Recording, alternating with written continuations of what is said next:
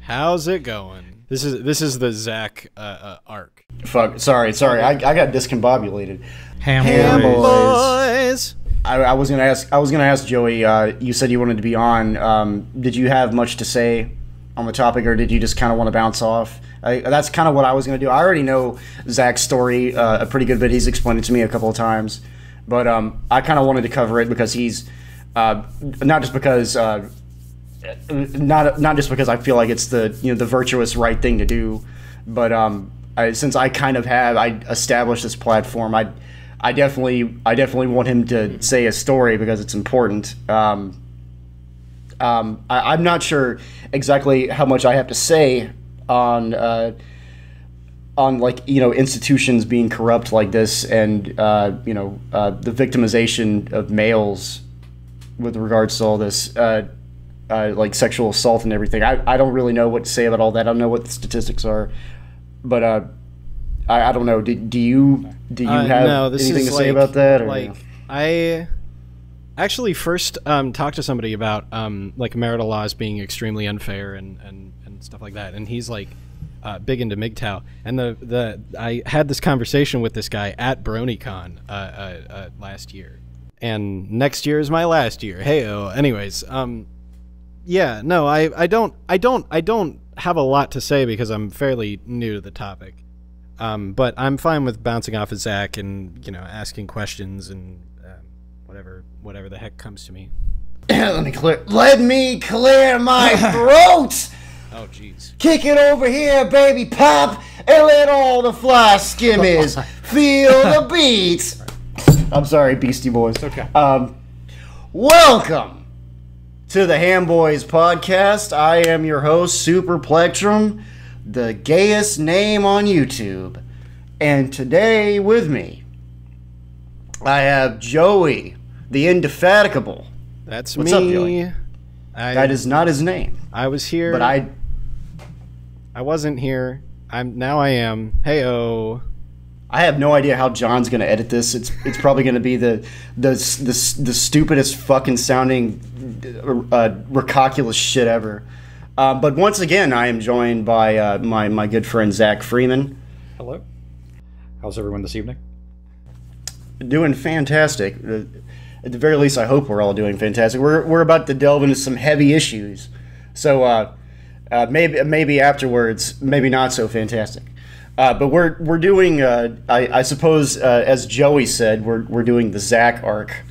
And we're delving into some very special episodes of the Hambois podcast, which will wind up being some of our earliest episodes. So that might paint us in a light that we should not be painted in, considering some of the things we have recorded. And Joey knows exactly what I'm talking about. Scooby-Doo episode! Woo! Yeah, the fucking Scooby-Doo episode. Oh my god. I don't even want to get started with that. But Zach, we were going to discuss higher education today. We're not going to do that though. Instead, we're gonna talk about male victims of sexual assault, and we're also going to maybe get more into. I wish that that Tabby and RB would be here for this because it does relate to higher education. But the corruption in higher institutions and how that has affected you in a profoundly negative way. But so if you would like to start off on that. Yeah, sure. My story revolves around like how universities treat sexual assault, how Title IX is adjudicated, all of those things, and how it's organized and how poor it is at every level. So I was sexually assaulted in 2016 by a girl I was seeing at that time. She was a traditional student. She was in her early to mid 20s. I was in my early 30s. I was an adult student. I found Oglethorpe University by happen chance, and it's an upper level tier private university. That's a liberal arts university that caters a lot to business, like international business students, law students, pre-law students, that sort of thing. nestled in one of the wealthiest parts of Atlanta, Georgia, Brookhaven, which recently incorporated into its own city within the city. It's very strange. And the politics of that sort of come into play a bit later in my story. And after I reported the assault to the on-campus therapist, I was immediately told to shut up about it. In fact, her exact words were, "Don't tell anyone, you will get in trouble." And that is exactly what happened as I continued to deal with the situation. I was stalked by my ex. She broke into the apartment complex and waited outside my door for hours, continued to message with me, emotionally manipulated me. Then when she couldn't get what she wanted, she defamed me, destroyed my reputation, and had horrible things written about me, supposedly by me, written out loud in the dorms, or read out loud in the dorms by other students, and had a lot very private parts of me exposed to a lot of people, which is why I'm not afraid to do this anymore. Yeah, get those private parts out there. Yeah, and it is very much like that, because a lot of the things that are being written about me there were factual things about my sexual nature that were in them, but not factual. That I didn't actually write them, and they were greatly exaggerated. Then as I began to officially file things and deal with other conduct issues with other students, the administration took direct hand in covering up those conduct violations, and they removed me from my private lease agreement. They coerced me illegally to sign out of my lease agreement. Then I became homeless for a short period of time, gained support. I'm no longer homeless. Continued to come to class, which perturbed the students. The students went so far, they went through many different steps to try to harass me off campus. A lot of false accusations. They called me in like an active shooter. That was actually the one thing that was handled well by the head of security, because I wasn't swatted, which is what they were aiming for. But nothing was done to the students in response of doing that. And eventually, this came to such a head. I took one of them to court, and I medically withdrew due to PTSD that I now suffer from my experiences. I am still currently fighting the university in every capacity. At least one federal investigation is actually on its way. It's currently being done against the university for mishandling this so bad. Another one is pending. One under Department of Education OCR for failure to follow Title IX protocol and for gender and age discrimination, and then another under the Clery Act for failing to disclose conduct violations to police. Something that I wanted to bring up is with regards to the nature of this. It's not only just an issue of the fact that you're male and that you're a male victim, and that you're the person who assaulted you is female, but there's also in terms of the wealth disparity. Somebody just joined and left. Sorry, that kind of threw me off.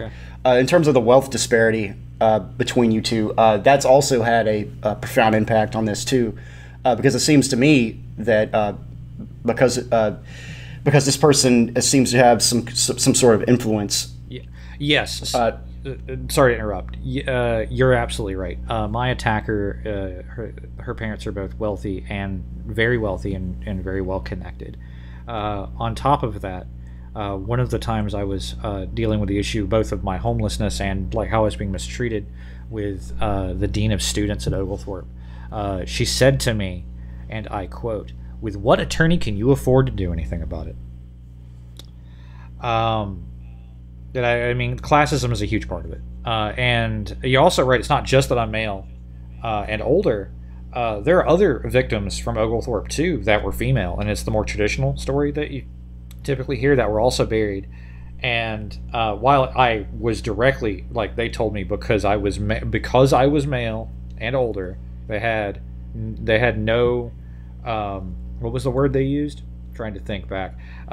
They said that my safety was not their responsibility. I should be able to take care of myself, and if I were jumped by students, I'll also quote directly because I've had to replay this in a courtroom environment and other things a couple of times.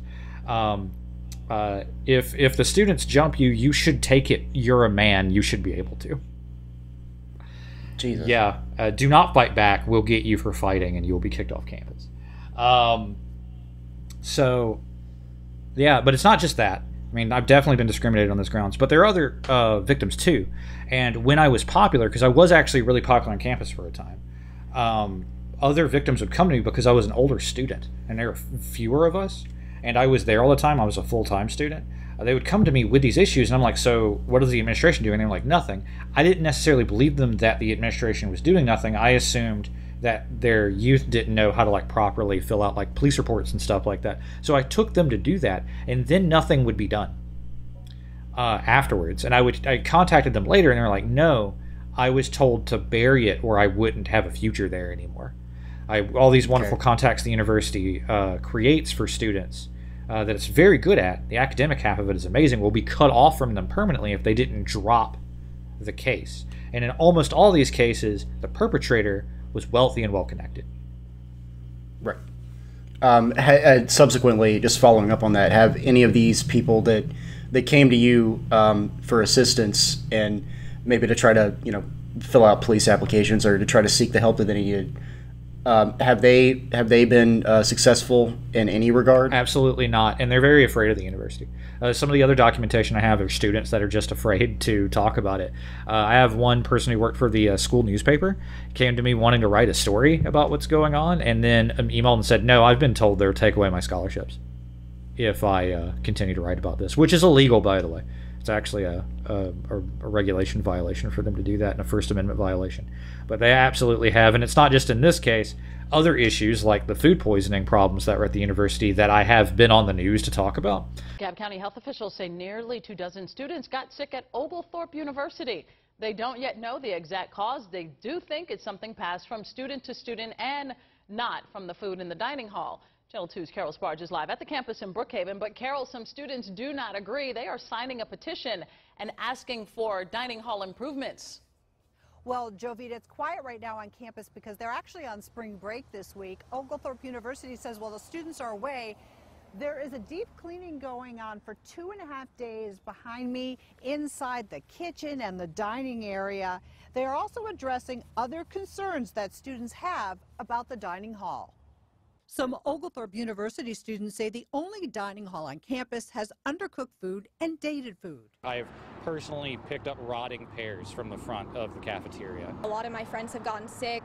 I've known people who have been hospitalized for days, had to go to several GI visits. These students and others want a new food service company to take over the dining hall.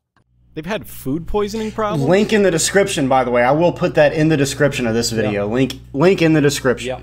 I was on Channel 2, Action News, to talk about that. Yeah, several students got deathly ill from food poisoning, and there was rotting food. I will also link you the pictures of the rotting food. I'm sure I still have them that I gave to them. And when the new school newspaper wanted to cover it, they buried it. They buried it hard. That's what they do. Part of it is the culture around Brookhaven. It's not like the rest of Atlanta. It's not like it's very much, it's in ITP, as we call it. It's in the perimeter of like the circle of the highways make around the city. So it's considered inner city Atlanta, but it's sort of like a suburban reality, and it's the wealthiest sector of ITP Atlanta. They all know each other. They're all connected. They all cover for each other. It's why they incorporated their own cities so that the police can police their own community, and it's effectively to keep poor people out. Yeah, I'm only familiar with the hood in Atlanta because I lived there for 2 years. So yeah, I know nothing about this. Yeah, I'm a poor boy from Albany, just like you. And yeah, I know. I landed amongst this opulent wealth by happenstance, and I was shocked the amount of wealth that I saw. For her birthday, my ex-girlfriend, her parents bought her access to 38 Special, the band. The whole band, privately. That's fucking. Yeah. That just boggles my mind. Yeah. Paid for their, I assume, their like hotel room and whatever that costs. They just did it. And that was not like super uncommon amongst some, but there are other poor people like me. Oglethorpe is, and they have this on their brochures, they give out the most amount of internal scholarships and stuff as any other private university in Georgia, perhaps even in the top rankings of America. They get really high marks if you look them up. They're very highly rated academically as well as like getting bang for your buck. Job-wise, they're really good at connecting with people. The reason why you'd want to go to university is Oglethorpe excels at. Most of their faculty are amazing. I have sat in on classes at Emory. I've sat in on classes at GSU and UGA, which are all great colleges here in Atlanta or in Georgia. Nothing compares. Oglethorpe is a tier above anything. In the classroom, what you take away from it, connecting you with work afterwards, absolutely phenomenal. But it's paid for in blood.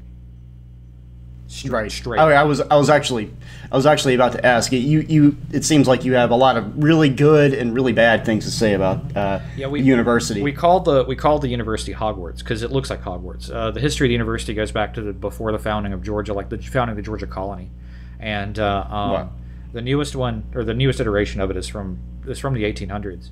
A lot of the stonework looks like Oxford.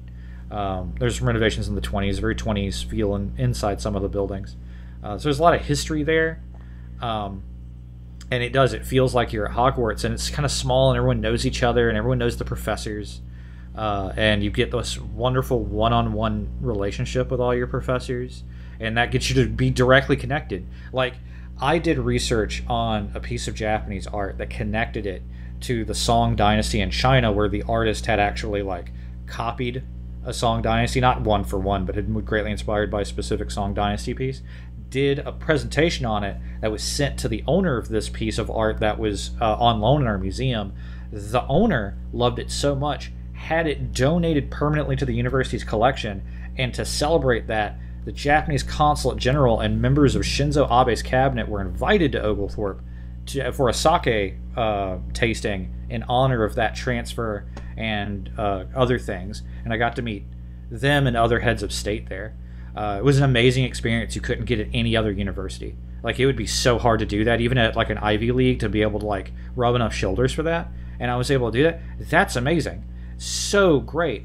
Also, I was told multiple times a day that I should die. I was made to feel threatened by whom? By other students. I was made to feel threatened in multiple classes. The professor didn't do anything about it, likely out of fear of his own career. They would bring people who were not attending the class into a class that only had like 4 or 5 students in it, to bodyguard and physically threaten and intimidate me. I had rape fantasy stories written about me and read about me in the dorms, spread around campus. Nothing was done, and I was insulted in every step of the way. Not only do I have my Title IX against my attacker, which I filed in 2017, the next semester after the assault occurred. It took them until 2018 to open it up. That only happened because OCR opened an investigation in the university, and they hired a new Title IX coordinator. And one of the first days of her tenure was reopening that case. We're only now in 2019 handling it, but what they decided to do was to dig up, mostly possibly falsify, a Title IX filing that was filed against me, and then spontaneously open it up as more and more evidence was submitted that, the sexual assault occurred, the defamation occurred. I've been, and one of the worst psychological things that have happened to me is the gaslighting. I've been called crazy constantly for doing this, saying I'm making the entire thing up. I had to become, I hate to word it this way after saying that they'd called me crazy, I had to become paranoid enough to do this. I began to record every day I was on campus. I took my phone, got an extended battery, and just began recording every day of my life since then, and caught all sorts of crazy stuff on audio that I've been submitting into evidence, and it didn't stop them for the longest time, and it still hasn't. One of the professors I cherished, my mentor, said horrible things about me when I got to look over the evidence in the case against me, which I was not allowed to submit evidence for. I'm not allowed to submit evidence for traditionally. I had to fight to do it after the fact, but they ran the investigation without me and barred me from doing so by sending contact information to an email address they shut off and wouldn't allow me access to, the student email address, after I medically withdrew. And then contacting my advisor while he was on vacation, knowing he was on vacation. And then we argued to get it back turned on, and then I asked for time to talk to my attorneys and get this sort of sorted out so I'd know what to do, and they wouldn't give me the time. And they just, like, breakneck speed broke through artificial deadlines as I desperately tried to submit evidence and meet with them to be interviewed and be a part of the process of my own defense, and they refused to let me. But I looked over my mentor's interview. There were only two witnesses. My ex-roommate and him, and he utterly defamed me. And I recorded all my meetings with him, and he utterly lied about everything we talked about. And it was so disappointing and devastating because I really looked up to him. Something that I wanted to bring up. It seems to me like every step of the way, there's people either standing in your way or are like actively just trying to make you fail, like fail in your cause and fail in what you're trying to do. And it seems to me like not just related to what you're doing for yourself, but what you're trying to do for other people. You're trying to make an extremely positive impact on your environment for this campus, and just for, I mean, I hate to say this, but for social justice in general, and like that puts a really bad taste in my mouth for a lot of reasons. Just mostly, I just feel like that phrase is just a bad word. But what I wanted to ask you is, do you feel like, because it seems like it's coming from all sides, do you feel like there is? Do you feel like it's coming from any sort of centralized place? Because like immediately, like one of the first things when we were starting, you said you talked to a therapist, or you said you talked to a counselor, and she said to, or they said to, like to keep this on the hush hush. Do you think that maybe this counselor might be also at risk for possibly losing their job for coming forward with this sort of thing? Yes. So and that's kind of the problem, is that that counselor was the on-campus therapist, and she was actually good friends with the assistant dean, the vice dean, who entered my apartment and then coerced me out of my lease later. They do all know each other. The president of the university, President Shaw, he has attempted to build sort of a political career, has made political statements before as president of the university, and he was personal friends with a student who was a felon, but no one knew about it. She went under a pseudonym most of the time, but you can actually, I'll give you the AJC article if you want to post it. It's okay, it's up to you. I can put it in. We can put a link in.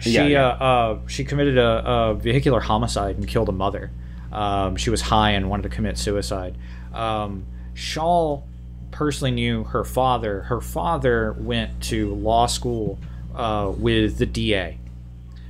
She was supposed to do, I think, a decade in prison. She only did like 6 months and is on probation, was allowed to go to a prestigious school because of her family's connections without any penalty. That's what they do when you're family friends. You can do anything. Okay. You can literally murder somebody and feel almost no repercussions.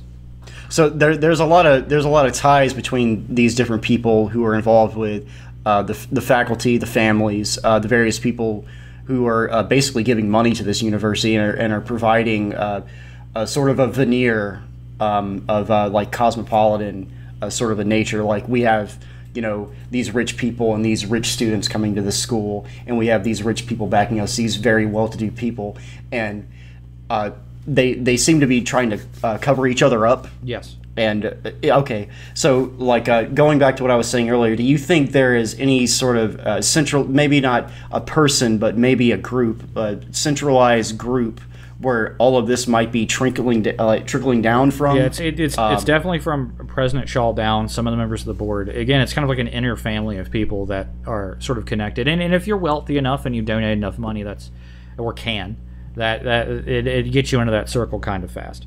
But all these people have interpersonal relationships with each other. Nepotism is a huge problem at the university, and it's been a known issue for a while as far as who gets hired and where, and who gets promoted and who becomes department head. It's been kind of quite a problem. Oh, trust me, I could do a whole podcast about fucking nepotism, and I hate it. It's disgusting. Yeah, and it's a huge issue. For a time, I had gotten myself in that circle. I became friends with these people, and they liked me because I pulled myself up from my bootstraps, as it were, from Albany, and I had all these skills, mostly IT skills, that were useful to them, and I had these like sort of street smarts. And I could be with them in places they would not normally venture in Atlanta, and they found that alluring. And I was doing really well academically and doing great things for the university, so I was very useful. But as soon as I needed something, basic protection that they were legally obligated to give me against one of their own, all bets were off. My identity, my person, my body, none of it was safe. Jesus. Yeah. Okay. Gonna need to break intermission right here, and John can hear this. I need to take a leak. Joey gets his own segment. He's high as shit, and he's got no bets. He's doing the left, and he's stepping to the right. Don't come up to me, or you'll get a fight. Yeah! Welcome, ladies and gentlemen, to the Joey segment of the podcast. I've got, like, nothing to say about this except, like, shit, man, that sucks. I don't know. I guess I've just sort of got questions like, how do you deal with this bullshit? I mean, I'm not, like, naturally confident. Without, like, my friends telling me that I'm okay and cool and that they like spending time with me, I'd probably be pretty depressed, to coin a term. That's not used by all the kiddos these days. I'd probably be pretty, like, just not able to function. Functional. If I didn't have my friends. And, like, with a whole bunch of people, like, calling me crazy, constant attacks from all sides, like student body and, like, administration, and then fucking a professor who I admired, we're talking, like, a huge, like, this is the death of gods, man. This is attacks from every side. It's plunging into chaos. I don't know how I'd deal with that if I didn't have, people who love me and care for me. I don't know. Just hearing Zach's story makes me reflect on myself and think that I'm fairly weak. All right, don't think that you're weak. I just came back, just put my earbuds back in. Sorry. Yeah. I don't know. I'm taken by your story, man. I mean, I've been through a lot, and I literally had my therapist appointment today. So if you want documentation of the PTSD I suffered, I have two therapists, a state-sponsored therapist, or county-sponsored therapist, and a rape crisis center I went to, and they're supporting me through this. And I've been through a lot, but I've grown a lot through it. I know that I can survive basically fucking anything at this point. Yeah. But part of my story, though, is that anybody can do that. Like, you really can. It is within your ability, no matter how big or powerful someone is, that you can beat them. You can continue to do that. These are very rich, powerful, well-connected people that I'm fighting, and I've managed to convince a Democratic local representative to sponsor a bill to change the laws about rape.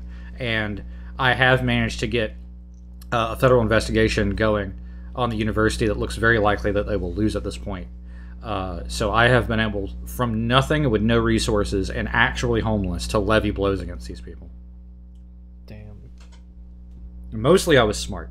And I'm not a lawyer, and this is not legal advice, but in Georgia, one-party consent state with audio. You can be the party that consents. I was actually going to ask about that earlier. I didn't know what the laws were in Georgia about recording people's conversations. Yeah, it is one of the most relaxed places to do that. So as long as you're in the recording somewhere and you're a participant, completely legal. Okay. So you can. I mean, that sounds fair to me. Yeah. So it's audio or video. You have to ask permission with some exceptions. Excuse me. But for audio, it's game on, and I use that to well effect and record everything. You have this incredible device in your pocket that humans have never had, with access to information on an instant basis that humanity has never had access to before. It is your greatest weapon. Use it. It is so much more powerful than a gun can ever be. Yeah. I wield it like a sword every day. What I did, if you look at my Facebook photo, you'll see I'm wearing a blazer, and people thought I was a professor all the time because I have a blazer. There's a reason why I wear a blazer. It has a breast pocket. And because it has a breast pocket, I could just flip my phone on record and put it in my breast pocket all day. It's comfortable, and it's a perfect height to record audio. All right. That definitely works. Yeah. What kind of phone is it? Does it have a really good microphone? This is a old ass Galaxy S5 because I'm poor. It has a replaceable battery. I have the extended batteries with it. I have replacement batteries I carry in my backpack every day, and an extended battery charge, which all was very cheap for me to obtain. So it worked great. Didn't need anything fancy. Well, I'm rocking the Galaxy Fortuna. Yeah. So that thing's probably even worse than the Galaxy 5. Yeah. So you could do this on a Fortuna. You can do this on any smartphone, basically. If you had like an old fucking BlackBerry, it would work. So you could definitely do it. You can go get yourself a burner phone, and you can probably find a way to make this work. So all you boomers out there, pull out your T-Mobile sidekicks and just start recording. Yeah. I'm sorry. I talked to my roommate for a second and jumped back in, and I heard you guys talking, so I didn't know what the segue had gone into. So that's what I'm saying. But the segue is, he said he felt weak. Do not feel weak. You could do this. You could win, and you have the power, and you have more power than human history you've ever had to fight a larger entity than yourself. And the access to the internet and a smartphone is an amazing magical tool. I'm curious to know, Zach. Like, what was your like primary motivation? Like, what was the thing that like you thought about, in going to bed and getting up, like that helped you like keep your sanity and figure out how to retaliate? That's a hard question to ask, because my therapist asked that question almost every session. Jesus. Yeah. There's a lot of it, and people shy away from things like anger. I learned how to channel anger because I come from Albany, which is one of the poorest places in the U.S., and I never imagined being able to come to a place like Oglethorpe. And when things were good, they were really good at Oglethorpe. And one of my favorite professors took me aside from class one day and said, "You know what? I'm going to sponsor you to go to Oxford. You can go anywhere you want. You're brilliant." And I was like, I actually made it. I could have whatever I want. And then to have these rich, privileged assholes rip that away from me pissed me off so much. I wandered around Atlanta streets alone, not knowing what to do. And I was just so angry. Like, I saw red. And I was like, how do I win this? And doing something stupid, like shooting up a school like they tried to call me in, is not the way to really win. I needed to actually tell my story and really win a real victory, and that's how I woke up every day. It was like, every day that I don't let them win is a day that I win. And it's true, because going back into class every day, I could see the anger on their faces for me just existing, and I continued to excel in classes. My GPA did drop, and there's some makeup work that hasn't been counted in or something like that. My GPA dropped from a 4.0 to 3.7, and then after everything's factored back in, it'd probably be a 3.9. I was in honors. I was inducted into honors. I was working on my honors thesis on Japanese politics during World War II. I actually, the research I did on the Kano School scroll was done while I was under duress from this. So when I went and met with the Japanese consulate, I did next to the president that I was currently suing, and he had to eat he had to eat shit while we all shook hands in front of a camera. And that was a great moment, not just for the academic success of that, but that moment that, like, you didn't make me buckle, and you never will. I'm just gonna say this right now. Fucking real men come from Albany. You survived that Yes, show. Zach, you remember this shit? Like when we were living in Albany, like everybody was like, "Oh, Albany is the black hole," you know, like, "Oh, you try to leave and you get sucked back in." You remember that shit, right? God, all the time. Yes, all the time. You fucking, like, I left Albany. God, I guess when I was like 26, like, I mean, I'm almost 30 now, and like, fucking, like, there's no fucking way I'm ever going back to that place. But like that, like, Albany basically teaches you how to fucking survive. Like, I definitely think that has got to have something to do with my survival skills and with your survival skills. Oh, yeah. Because once you've been through fucking Albany, you can do fucking anything you want. Yeah. No, the Albany survival skills totally came into play. I like to call it the Albany sense, like spider sense. And that's how I survived while homeless in the streets of Atlanta. Because almost no place in the streets of Atlanta is as bad as Albany. So I knew when the crack deal was going to go bad. Jesus. I you could always see someone sketchy from a mile away. You always knew kind of where the game was. But yeah, no, I've survived 3 home invasions. Numerous encounters with gangs and bullshit in Albany. Just the general shit, the constant, pervasive, depressing feeling it is to be there and there's no escape and nothing to do.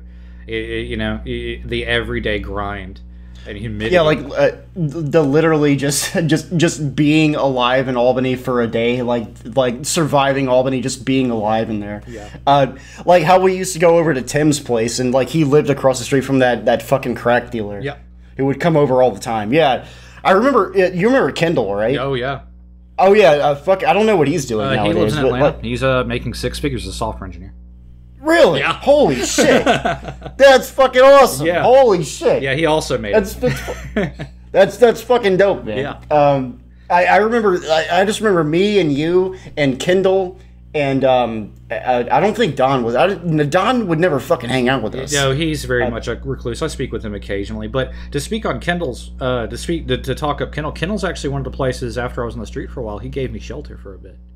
Damn. Yeah, really? he really helped me out at a bad time, and I could never thank him enough. He was a really, really good person. And now the people I'm currently staying with, I didn't want to impose on him too much. I have my own room now in a house not too far away from Brookhaven, a good part of Atlanta, and I've been given shelter by some wonderful people who read my story online and was like, you shouldn't have to suffer this without shelter. Fuck yeah, man. Yeah. I don't even know what to say. I mean, I went through. I mean, I could do a whole podcast about my whole journey, getting out of Albany myself. But I don't know if I want to do that. At least not right now. But I definitely know, like, at least in part, like, not completely, but at least in part, what you went through. Yeah.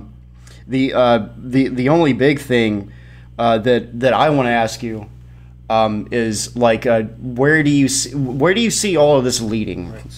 Do you think there's going to be like some overwhelming success on your part? I would love that, but I want to temper that a bit, and we're going to talk about like the politics and statistics and stuff of this because I know all of this and fighting this. A lot of people don't understand. A lot of people don't understand how these processes work and how oversight works and what little oversight there is and how broken they are. So we could actually talk about like what is actually systemically broken in all of this.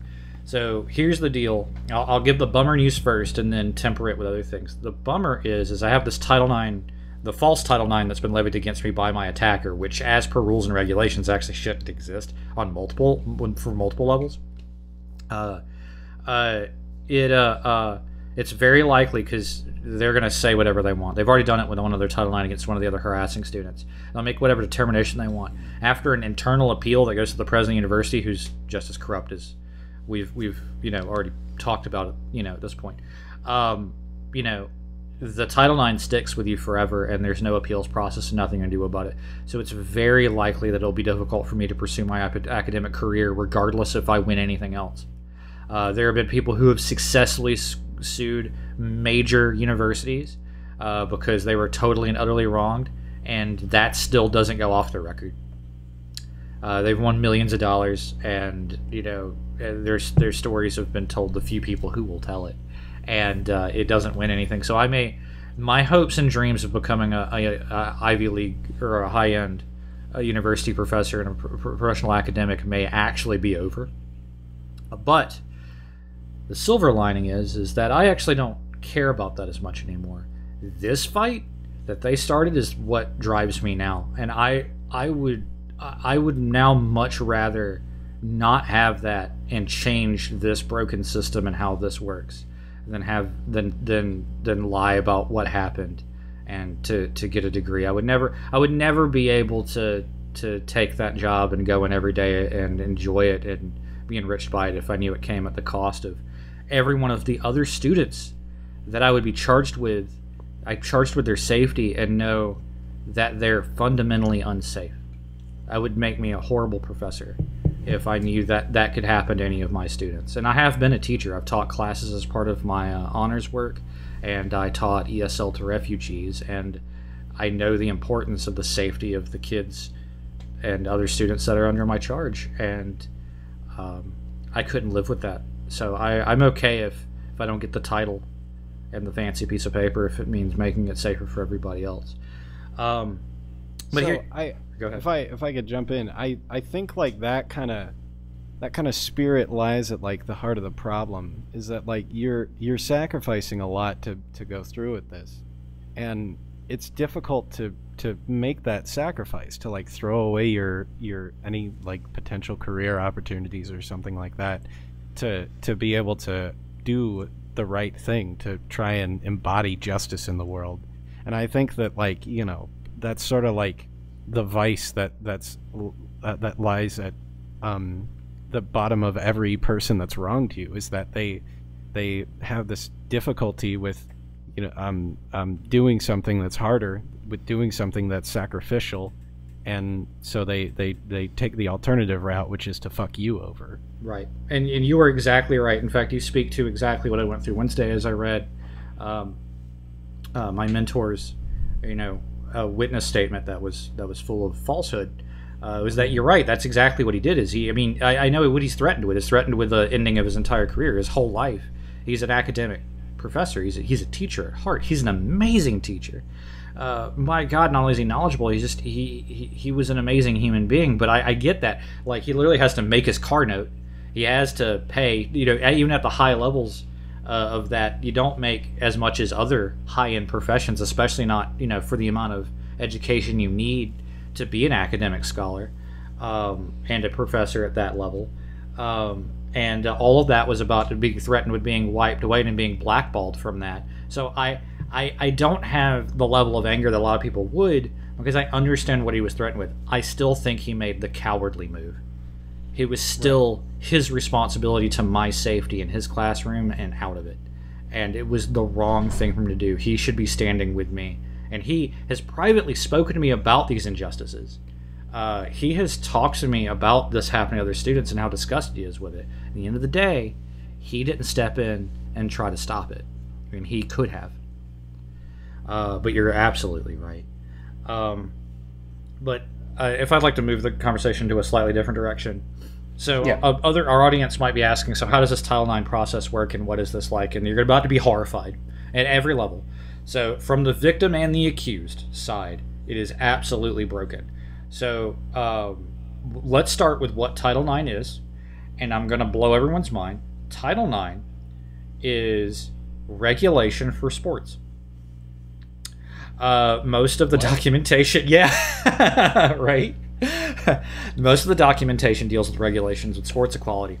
It's only later in amendments and addendums that it deals with gender and race equality, and then other kinds of equality in between employees and students. And then only tacked further onto that does it deal with sexual assault and sexual harassment.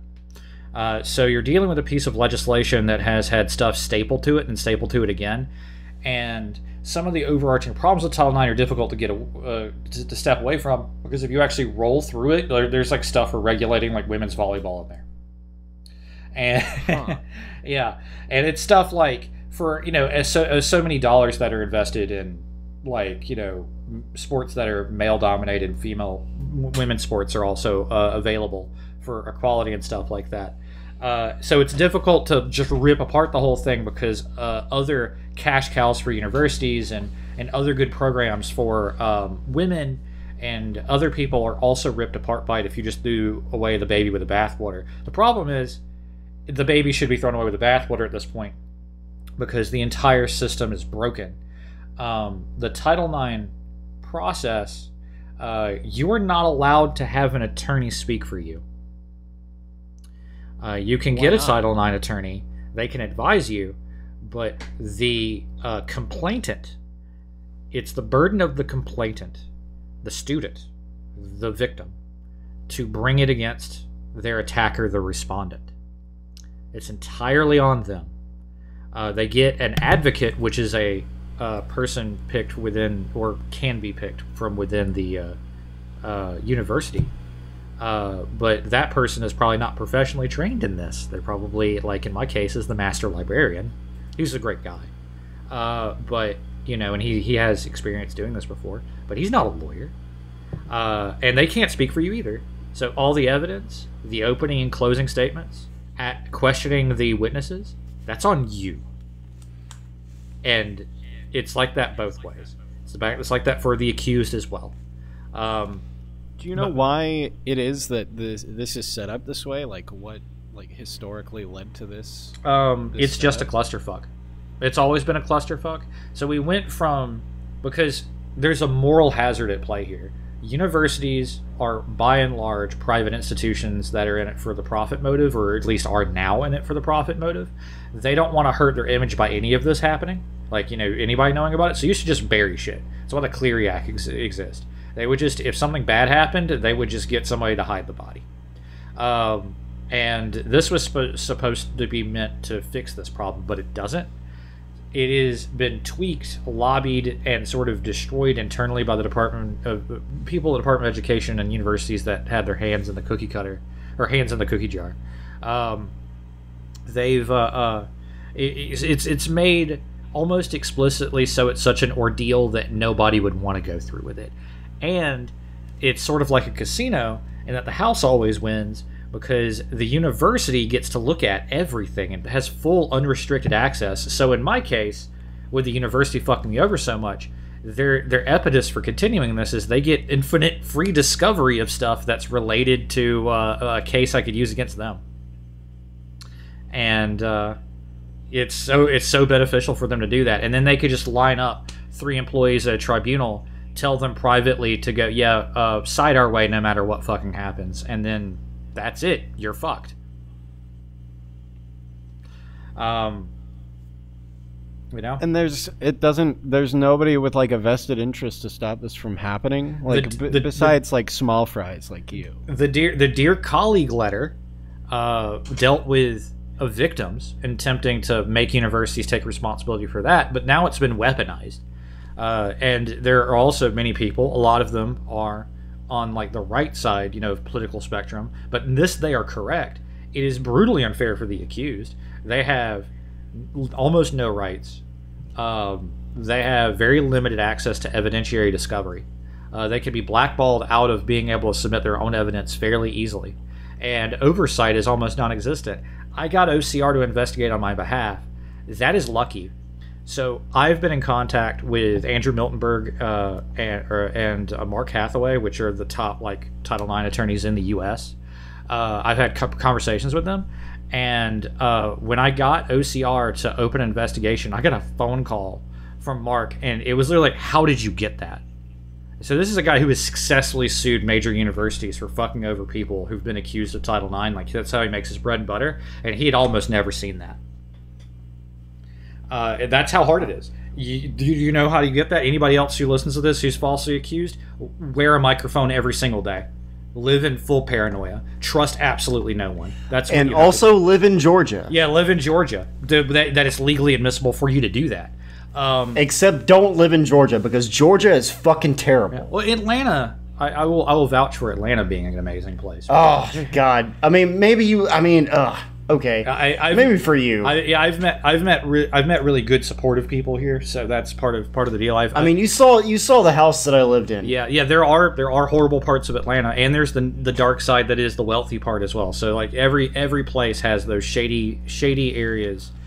In on both spectrums, extreme wealth and extreme poverty. But I found an amazing supportive group of people here in Atlanta, and I'm not sure I would have found them anywhere else as open as they were, and as just amazing and supportive as they've been. You just got to move to the Midwest, Zach. Yeah, that's the place for you. You aren't the only person who's suggested that. Yeah, the Midwest is fucking great, man. Yeah. The Midwest is awesome. But yeah, so Title IX is a complete shit show. That's how it sort of mechanically works. You get like a thing off of the school's immediate legal email system. You're shuffled in. These accusations are made against you. You have almost nothing that you can say or do. You're really completely blackballed, and you have no control for the accused. If you're the victim, you have to face your accuser, yourself. And there's almost no protections. You could Skype in remotely, but you still have to answer all the questions yourself. And so, yeah, are you doing anything to fix this ridiculous farce known as Title IX? So the first thing I'm doing is what I'm doing right now is telling people about it, because so few people actually understand how broken it is. A lot of the people who talk about how broken it is are people who've been accused of sexual assault, and with that comes this label of they must be guilty. And it's sort of like, they just want to end protections, for women against men is how it's typically painted. I'm here to tell you that it is broken for both the accused and the accuser. It works in absolutely no capacity. And there's a moral hazard for the university to interfere in the process at every step and make sure it's beneficial to them ultimately. It should not be the place for a university to adjudicate any of this. This should be for a courtroom with police officers only, And I understand, trust me, I know, because I filed 3 police reports with this, and I've dealt with the shit show that was that. I understand that the police are not always on your side, and many of them are corrupt and terrible, and the ones that were connected in Brookhaven, they did treat me like shit when I went to report it, and I was belittled, and I was made to feel threatened. And I was told that they wouldn't do anything to an Oglethorpe University student explicitly. But I was also told by a judge that he couldn't do anything about it because it was the university's problem under the law. So ultimately, and that plays into the last podcast. Yeah, right there. Fucking accountability. That's what I kept trying to bring up. Yep. Fucking accountability. Yep. And it all circles around, and then this will lead into higher education next time. But yeah, like it's a complete mess. So the first thing is for everyone to know that Title IX is not for you. You shouldn't be advocating for it. If you listen to this and you're a feminist fighting for women's rights, it is not actually helping you. It will if you were in the wrong place at the wrong time and you're not the wealthy party for the university, you will be run through the most re-traumatizing experience of your entire life, where your attacker will be in full control and an entire institution will be there to protect them. It is awful. And then on the other hand, if you've been falsely accused, there is almost nothing you can do about it, and you can be completely railroaded. The whole thing needs to be done away with, and they just need to restructure how all the rest of the equal rights, employees to students, having women's volleyball, all of that needs to just be resorted out in a better way separately. But that's part of the problem. There are other parts of the problem too. Like a lot of people are going to ask, well, you can concurrently seek criminal charges for this. Well, one, a judge said that he was unwilling to take on the harassment because it was the school's problem. The other is I can't charge my attacker with attempted rape because in Georgia, adult males can't be raped. That's actually a thing. Yes, it is. The law is written, and we can, again, I'll link it in the description, I guess. I'll send that over. Gendered female only, penetration only.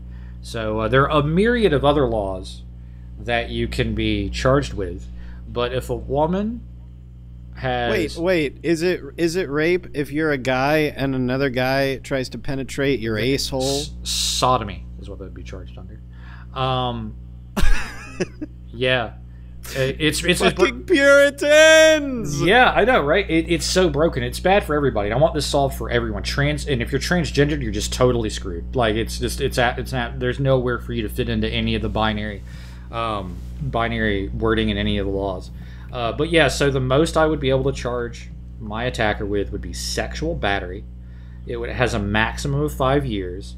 Mostly, you would do probation. It could be worked off your record. It's the same thing as shoplifting. And shoplifting is pretty bad. It is bad. I'm not saying shoplifting is good. Don't do shoplifting. But yeah, rape is not shoplifting. And that's what's equated to. It's awful. And hopefully we can get that fixed. But I don't know if we'll be ultimately victorious. But that's one of the many other things I'm advocating to fix. So going to court currently, if you're a male victim, is a terrible choice, and is absolutely awful. And then finding support is terrible. Most of the left, and I consider myself, just for disclosure, I guess I would consider myself in the left spectrum. I have difficulty, siding with the right on a lot of issues, but this is one where, at least on a surface level, they have a lot of correct ideas of how broken the system is, at least if you're the accused. So I thought this wonderful community in Atlanta, because Atlanta has one of the largest populations of gay people, of LGBTQ communities in the U.S. We have an amazing pride, some amazing programs here, but I marched with them. I've supported them. And I was like, this is my time for you to support me. Radio silence. I've met a niche community that's been very supportive of me, but for the vast majority of it's radio silence and sometimes outward disgust, because I'm a straight older male. The hypocrisy is amazing, and no one's willing to talk to me. And the hypocrisy is crazy because the topic of the day is toxic masculinity. They don't understand how they're reinforcing toxic masculinity by not being able to see the validity in male victimhood. It's the same cycle. You can't be a victim if you're a man because you should just be tough and strong. That is toxic masculinity, and the left needs to collectively get its ass together and see, like, everybody is a person too. That's the point, is that we're all equal. I think it's about attention. Like straight white males have gotten so much attention for all of history and philosophy and the sciences and stuff. Let's pay attention to some other kinds of people. I think that's work. And I don't disagree. I did a presentation on female soldiers in one of my core classes, and I'm like, you didn't even know about this stuff, and you advocate for it, and that's the thing. People have taken away women's power, and women have been some of the most badass soldiers in history, especially like the Soviet Union, World War II, some of the best snipers. The Amazons are real. They're Persian mostly, perhaps some from the Ukraine, but it's. I don't disagree with the sentiment. It's just that you have to keep in mind that everybody has a story. The point is that everybody should be seen on an even keel. And I'm a person too. And I also deserve support. And this should never have happened. And what's sad? This is not necessarily directly related, but it's a thought that came up. Everyone will be shocked. Do you know what I actually wanted when I sat down to mediate? Because we did mediation with their lawyers and stuff like that. I'm sure everybody and their mothers listening to this, I'm like, man, you're going to be a millionaire at the end of this. Do you know what I really wanted? I really wanted everyone to sit down and apologize. Treat me like a human being for like 5 minutes. Give my apartment back. Say we're sorry. You know, the professors were so great; they were already helping me out academically. I would have had that, and you know, I knew I couldn't get my attacker under the law, but if she saw me as a human being, maybe there would have been like personal growth. Maybe these people would have seen why this was bad. Maybe we wouldn't have done this anymore and reformed. And I made that clear to them. So they're not just fighting for their money. I knew that they knew that this could have been solved holistically, and we could have made the community better, and the change that I wanted could have been done, and they just refused. And they refused because of their bigotry and their hubris. It's so disgusting, you know. I'm honestly speechless.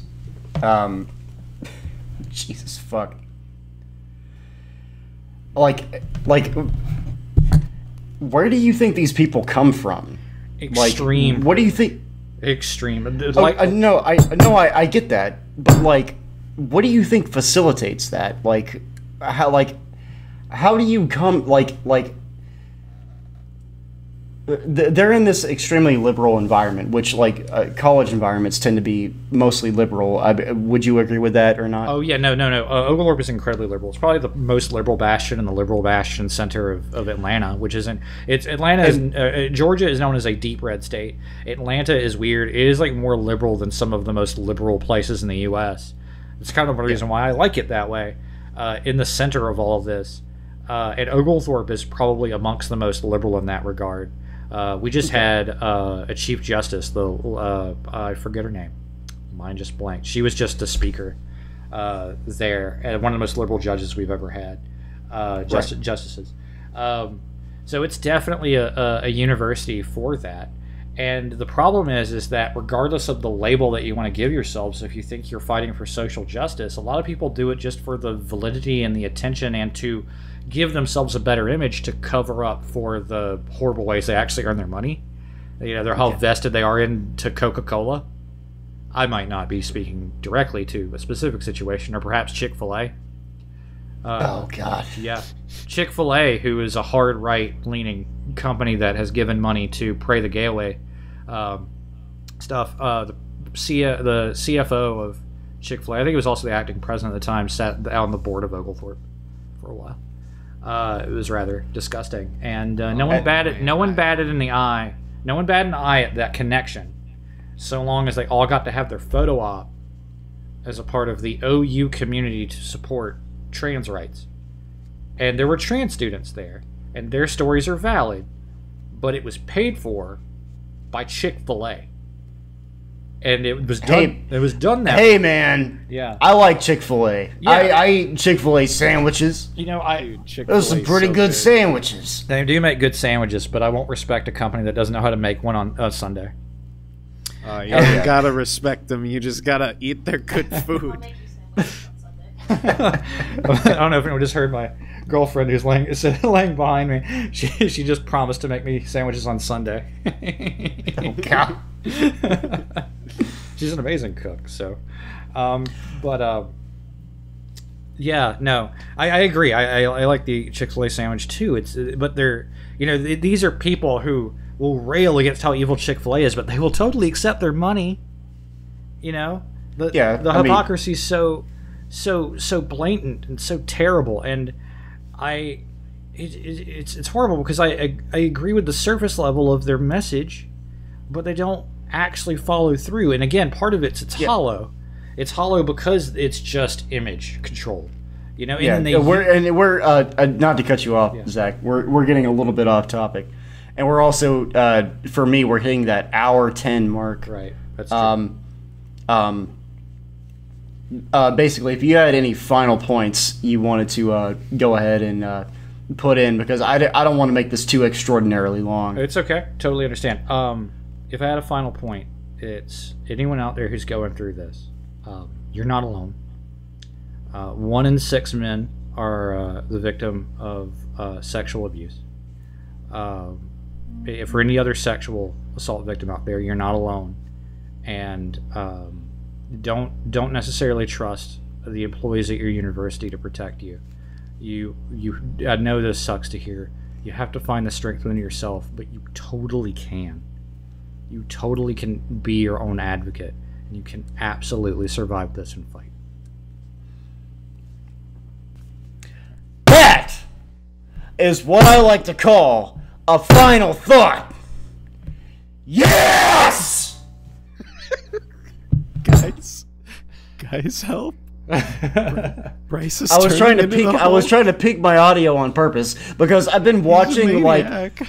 I've been watching my Audacity for like the last hour now, and it's just like like this little small line, and then when I talk, it's like this little just like this little thing, and so I feel like I needed to like end it on like just fucking yelling, just to give fucking John something to edit even more.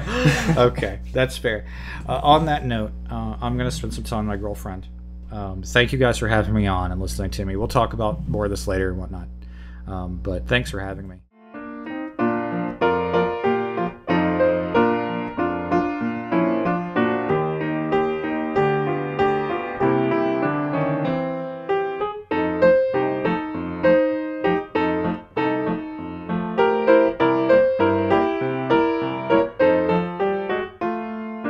What a gay.